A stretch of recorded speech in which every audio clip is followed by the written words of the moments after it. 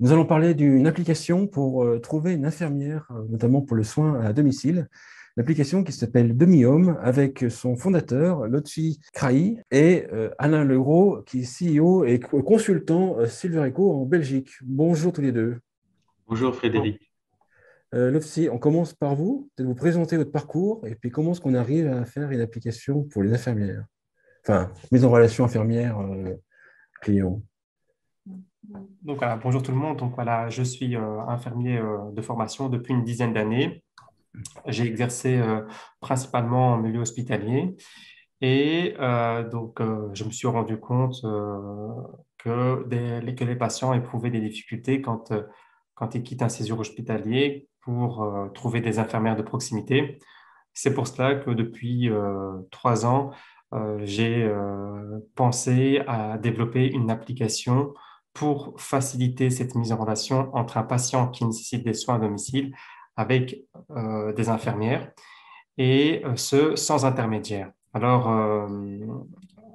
en même temps, ça fait depuis 7 ans que je suis également dans l'enseignement, c'est-à-dire que on forme donc des infirmières durant 3 ans et demi et on les accompagne également en stage. Et il faut savoir que cette problématique revient systématiquement. Donc, on est tous les jours confrontés à des patients qui nous demandent, tiens, quand je rentre chez moi, est-ce que vous ne connaissez pas une infirmière de proximité, une infirmière libérale pour assurer la continuité de mes soins?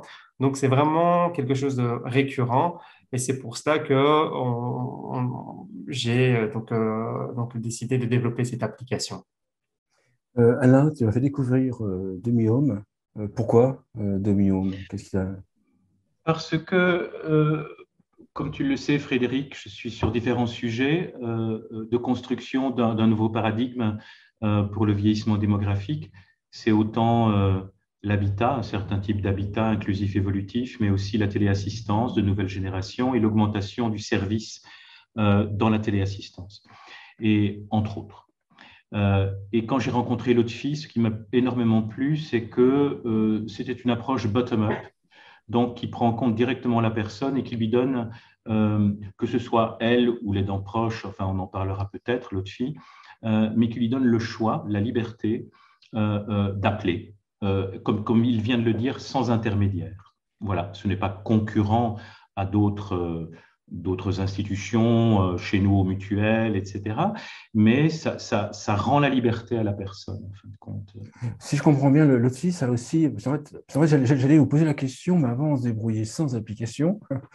Et c'est-à-dire qu'en fait, sans application, moi, vous allez voir, j'ai jamais demandé son infirmier, mais en fait, oui, on demande à ses copains, à ses copines, est-ce qu'on a un contact? Donc, on appelle son médecin pour savoir si on a accès à un contact d'infirmière. Ça se passe comme ça.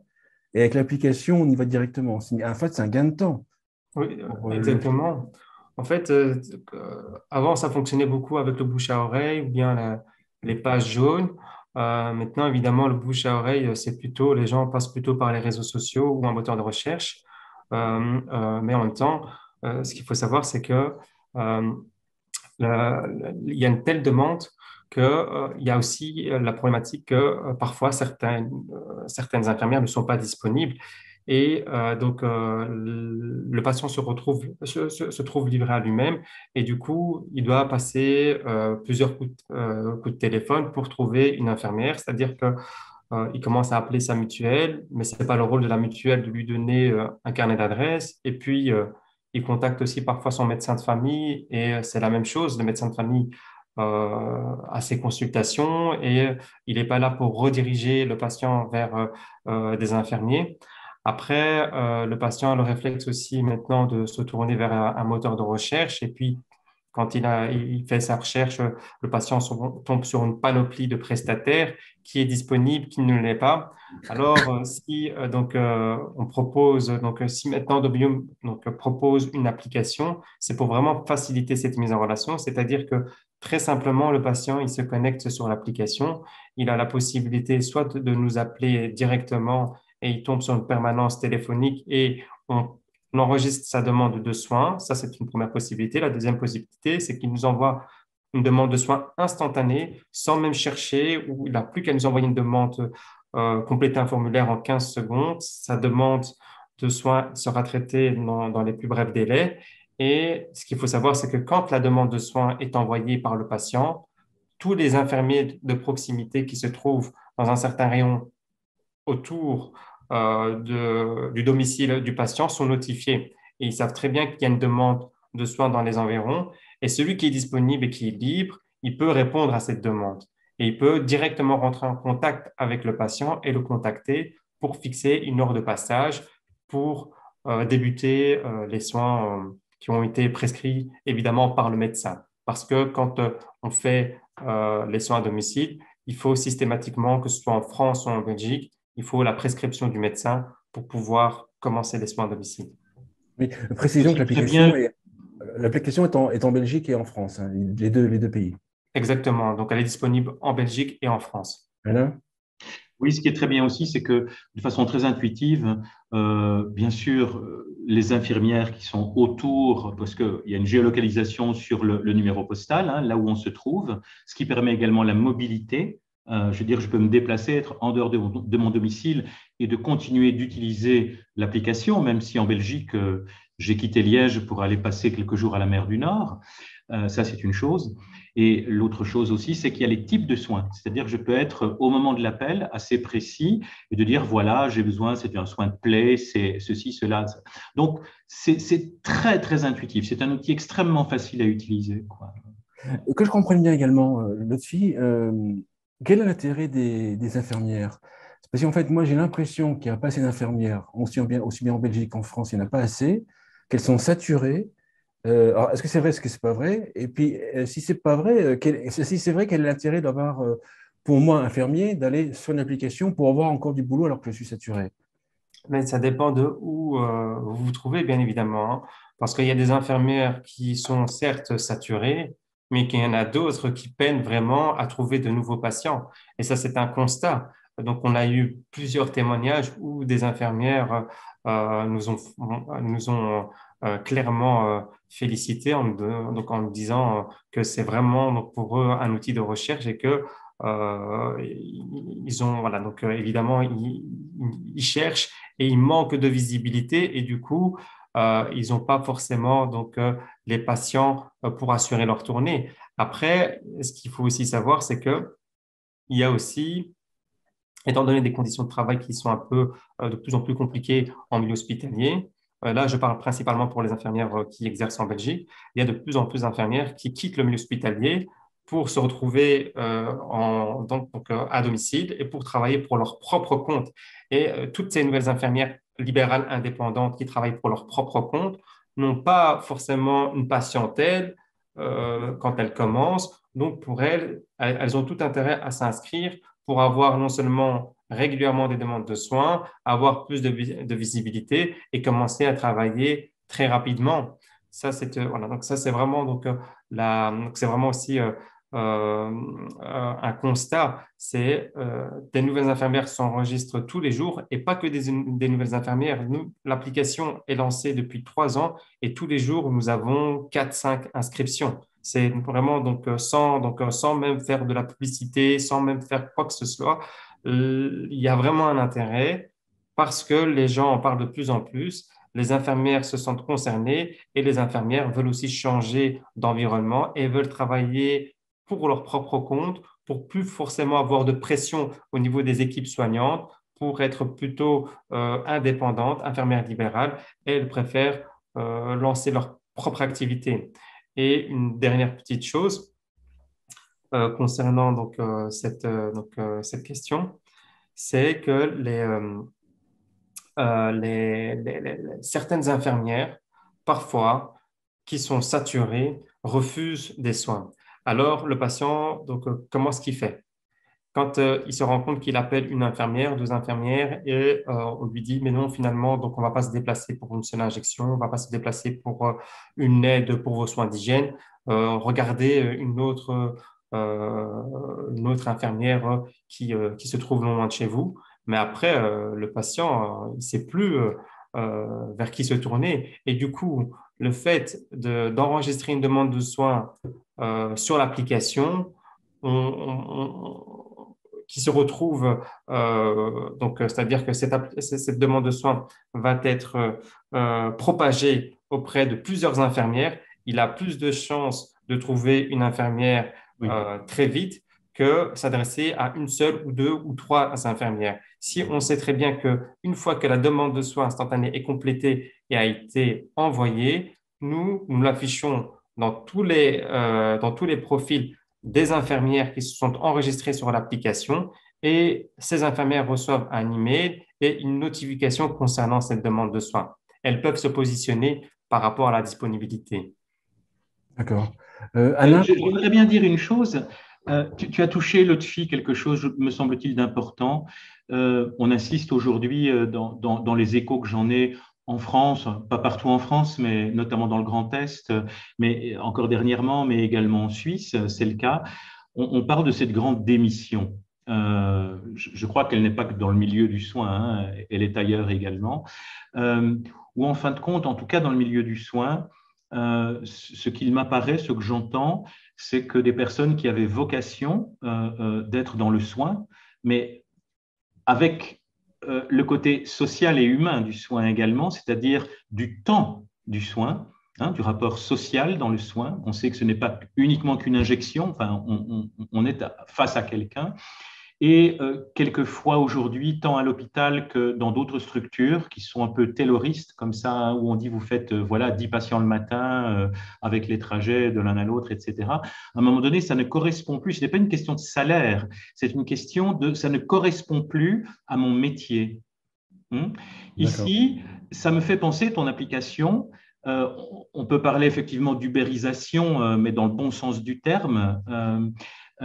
Ça me fait penser à Buurzorg en Hollande, donc une structuration beaucoup plus horizontale qui met immédiatement le professionnel du soin en rapport. Donc c'est une facilitation en fin de compte de contact sans passer par intermédiaire. Et je pense que tant pour le soigné que le soignant, c'est une chose, me semble-t-il, positive. En tout cas, moi qui m'intéresse beaucoup, puisque je ne cesse de répéter, repartons du besoin de la personne, ne préjugeons pas de ce dont il a besoin, écoutons-le. Et il me semble ici qu'il y a une vraie réponse à cette écoute. Voilà, c'est écouter. C'est peut-être aujourd'hui qu'on écoute le moins, en fin de compte. L'autre fille, la question qui m'intéresse aussi, c'est comment est-ce qu'on fait connaître une application? Comment est-ce que vous avez fait connaître l'application au niveau des infirmières? Parce qu'il a fallu remplir pour qu'elle ne soit pas vide, qu'elle soit pré-remplie, j'imagine. Comment est-ce que vous avez fait du côté des infirmières? Et après, comment est-ce que vous l'avez fait connaître du côté des clients? Oui, alors donc pour les infirmières, mais je suis infirmier de formation, donc j'avais déjà tout un réseau de soignants autour de moi. Ça a facilité évidemment le fait que j'ai eu beaucoup d'enregistrements de la part des infirmières quand j'ai lancé l'application. D'abord, voilà, donc grâce à mon réseau. Puis ensuite, il n'y a rien à faire, il faut contacter les autres professionnels de la santé, c'est-à-dire les médecins généralistes pour leur en parler. Il faut aussi donc avoir des contacts avec les pharmaciens pour leur informer qu'il existe une application parce que les pharmaciens jouent aussi un rôle très important. Donc, on sait très bien que les patients donc, passent souvent par les pharmacies quand ils ont donc, des plaies ou des injections pour récupérer leurs médicaments ou pour acheter par exemple du matériel pour la réfection de leurs pansements. Et en même temps, il y a aussi donc les réseaux sociaux. Évidemment, je communique beaucoup via les réseaux sociaux. Et en même temps, quand on veut impacter, il faut aussi contacter la presse. Et la presse nous a vraiment aidés. Pourquoi? Parce qu'à plusieurs reprises, il y a eu des articles de presse qui ont été rédigés en Belgique. Il y a eu une dizaine d'articles de presse, il y a eu des vidéos, il y a eu vraiment donc, un certain intérêt. Et il y a aussi une dernière petite chose, c'est que on a été donc contacté lors de la crise sanitaire concernant le Covid, c'est-à-dire il y a eu donc on sait très bien que lorsqu'on a demandé aux gens de se faire vacciner, ben il y a des gens qui se sont retrouvés chez eux à domicile, mais qui ne savent plus se déplacer. Et du coup, fallait aller les vacciner chez eux à la maison. Donc, nous, on avait une base de données, on avait des infirmières qui étaient enregistrées, qui étaient disponibles, et on a participé à la campagne de vaccination à Bruxelles à domicile. Donc, tous les patients qui étaient fragilisés, immunodéprimés ou qui avaient un handicap, une incapacité à se mouvoir, nous avons envoyé des infirmières pour les vacciner à domicile. Et ça a duré plus ou moins un an. Et du coup, évidemment, donc, on a encore entendu parler de plus en plus de l'application Dominion. D'accord. Alain, par rapport à la Silver Echo, en fait, moi je vois une cohérence avec les jeunes seniors. À mon avis. Les jeunes seniors sont plus cohérents avec l'usage d'utiliser ce type d'application. Oui, oui, pour une question culturelle, parce que cette forme d'individualisme, d'hédonisme, de voilà, je me sers du truc, je suis le maître de ma vie, de mon trajet, mais aussi on en a parlé tout à l'heure, du voyage. Je veux dire, les baby boomers ou les baby boomers ou baby boomers aujourd'hui bougent plus. On ne vieillit pas, on ne vit pas le troisième ou le quatrième âge comme précédemment quand on en a la capacité, mais on peut avoir effectivement déjà des fragilités. Et donc, ça me donne la... Je prenais mon exemple personnel. Mon épouse est portugaise, j'ai un fils en Suisse aux études. Voilà, je suis dans ma voiture seule, j'ai un souci. Voilà, j'ai cette application. Ça me donne une certaine sécurité. De la même façon que ma montre 4G, 28 pays européens avec géolocalisation. De la même façon, on en a parlé dans une de tes émissions, Frédéric, l'application Peer-to-Peer Nandamanset qui me permet d'emporter avec moi, où que je sois, la totalité de mon dossier médical. Là, on voit bien comment je rends propriété à chacun, et ça, je pense que ça plaît aux baby-boomers, on rend propriété tout cet aspect de la santé et dans une capacité de mobilité. Je pense que c'est très important. Et je complète je voulais dire, en fait, l'objectif, évidemment, de Dominium, c'est vraiment, l'objectif premier, c'est de centraliser des infirmières dans une seule et unique plateforme pour devenir une référence dans les soins à domicile. Mhm. C'est-à-dire que c'est vrai que si tout un chacun maintenant télécharge l'application et l'a sur son smartphone, il sait très bien que le jour où lui ou un proche, quand il a besoin d'une infirmière, il pourra se connecter sur l'appli pour trouver très rapidement une infirmière. Donc, c'est ce qu'on veut, hein, c'est vraiment, et en même temps, ça, c'est la mission principale. Après, c'est vrai que on pourrait éventuellement parler de collaboration, de partenariat pour proposer d'autres services qui pourraient évidemment permettre le maintien à domicile le plus longtemps possible pour la personne âgée ou la personne pour le senior qui souhaiterait rester chez lui au lieu d'être placé dans une institution ou bien se retrouver dans un EHPAD. Une conclusion, pendant que Je voudrais Alain, ajouter juste une peut-être une chose. conclusion. Euh, ce que j'aime beaucoup, c'est quand j'ai rencontré Lochi, je veux dire, c'est pas vraiment même du partenariat, mais c'est rencontrer des personnes qui ont développé des outils, mais je dirais dans la même narration. Donc, on se reconnaît à un moment donné. Je pense qu'il y a un progrès et qui est effectivement, quand je parle de bottom-up plutôt que top-down, qui n'est pas dans ces centralisations qu'on a connu depuis l'après-guerre dans cette construction des mutuelles, enfin des grosses structures, etc. Alors, pas que je sois contre, ce n'est pas une question de révolution, mais simplement, tu l'as dit, Lotfi, quand il y a trop d'intermédiaires, quand il y a trop de lourdeur, donc on est dans un endroit du digital qui alourdit, qui ralentit plutôt qu'il facilite. Et je pense que ces constructions-là sont des facilitations, c'est des créations de liberté et de proximité, alors que d'autres, c'est un alourdissement de type administratif. Voilà. Mais encore une fois, c'est le local. J'ajouterais simplement que Buurtzorg, au début, quand ils ont commencé dans les années 2000, donc ces infirmiers qui disaient on va travailler dans le local, on va s'autogérer, etc. On a un peu ri d'eux en Hollande. Aujourd'hui, ils font 70% du soin infirmier de proximité en Hollande, avec une fêtière de 20 personnes, 20 ou 30 personnes. Donc, je pense que ces modèles-là, même en économie, sont vraiment à observer et à suivre, et je pense qu'ils ont de l'avenir. Lotfi, une conclusion à l'émission? Donc, moi, je pense que, donc, ouais, pour faire très simple, il y a tout intérêt donc, à avoir cette application. Elle peut servir à tout un chacun, aussi bien aux patients ou donc un patient qui va se faire hospitaliser, il sait qu'il va se faire opérer, ben, il doit même plus se soucier de se dire, tiens, en quittant l'hôpital, je vais devoir commencer à chercher une infirmière ou voir avec les services sociaux de l'hôpital comment faire pour trouver des infirmières quand je quitte mon séjour hospitalier. Et puis, vraiment, moi, je pense que, comme l'a dit Alain, l'application, parfois, quand on entend, quand on utilise des termes qui sont liés au numérique, au digital, on se dit, ouh, encore un outil qui va nous compliquer la vie, alors que pas du tout. Ça simplifie Au la vie, contraire. c'est très intuitif. Il suffit juste de télécharger l'application. Une fois qu'on a téléchargé l'application, on peut appeler, on peut compléter une demande de soins sans même s'inscrire et se faire appeler très vite par, par une infirmière.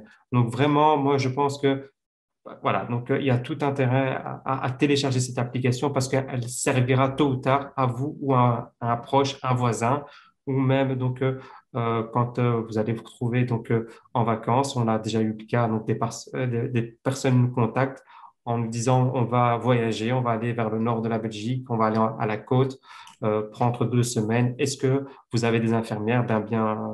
Bien évidemment, on peut continuer et assurer la continuité des soins.